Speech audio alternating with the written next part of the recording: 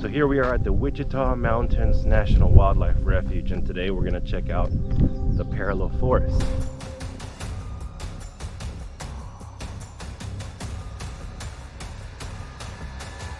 The P.R.O forest was planted around 1912 as an experiment to combat the effects of the Dust Bowl, the effects of erosion ruining crops. And so, yeah, the government planted these red cedars about 6 feet apart from each other in perfect rows in every direction over a large number of acres. Try to use these as protection against the wind. That's how the P.R.O forest was born.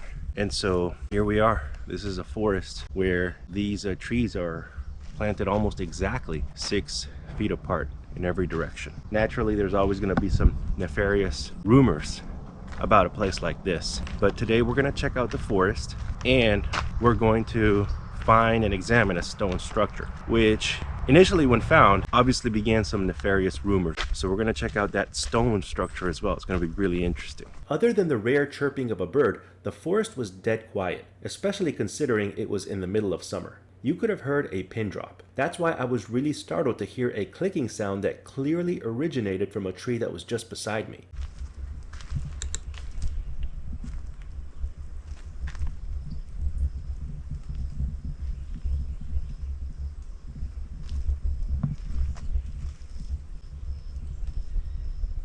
The only explanation I could think of was that there must be a woodpecker inside the tree that was working on expanding its little home. But if you all have any ideas as to what could have caused the sound, I'd love to hear your thoughts. If you do choose to visit this place, make sure to download the map first on Google Maps or some other app, as you may have little to no cell phone signal. A lot of the forest looks almost exactly the same, so I could definitely see someone getting lost here without a reliable map. So the stone structure was actually used for processing ore mined from 2 nearby mine shafts. And so that's what we're going to look at.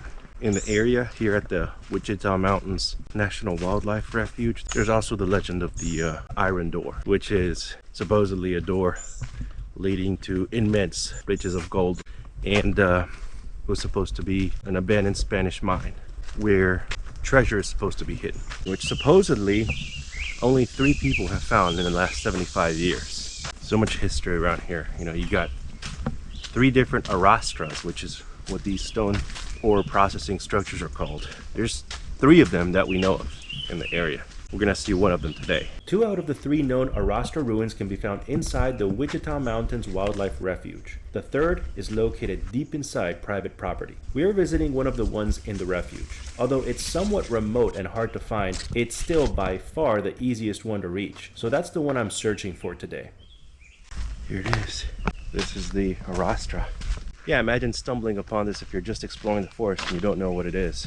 You don't know what it is, you're going to be asking yourself a lot of questions. But according to archaeologists, this was possibly built in the 17th century by Spanish miners that were processing ore, or in the 19th century by Anglo explorers who had just learned the techniques from the Spanish and the Mexicans and adapted them for their own use. This relic was originally discovered in the 1950s, and eventually local archaeologists managed to examine it. That's when they formulated the initial theory of the Spanish explorers from the 1600s, and eventually another theory, the theory of the American settlers having borrowed the design from the Spanish and Mexican explorers, was born. It's believed that this arastra was used to purify ore from at least 2 now abandoned mine shafts that are also hidden nearby. Thank you for watching. On my next video, we'll be exploring the crumbling, overgrown ruins of a picturesque water mill in northern Texas. As we admire the majestic beauty of this hidden historical gem, we'll also learn about the role it played on the growth of this town and its surroundings, and about the structure's tragic destruction and decline into oblivion. Please consider subscribing if you enjoyed the video, and I hope to see you on my next adventure.